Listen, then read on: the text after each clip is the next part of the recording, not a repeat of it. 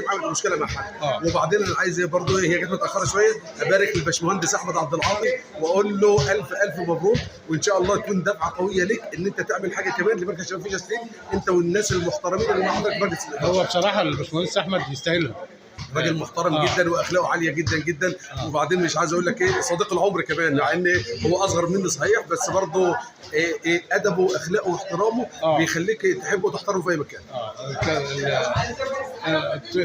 عايز تقول حاجه ثانيه يا كابتن عاصم؟ ربنا يخليك يا كابتن. لا، سلامي طبعا للناس اللي بتندهى للماتشات وما بتجيش، لانهم طبعا اكيد يعني عندهم شغل او مثلا ظروفهم ما بتسمحش، فكنا عايزين نلتقي بالصحبه الكويسه كلها. بس طبعا اكيد مشاغل الدنيا هي اللي بتخلي الواحد يعني ايه ما يجيش اليوم. وبندعو اي حد مثلا من حبايبنا اللي قدام يجي مثلا في اليوم ده برضه يشرفنا، نلعب مع بعض شويه، نتقابل مع بعض، نتكلم مع بعض. وسلام لكل لعيب كوره محترم بيلعب كوره بس. مش ربنا يبارك فيك يا كابتن، متشكرين يا كابتن عاصم، تسلم يا كابتن، متشكرين يا كابتن ابراهيم.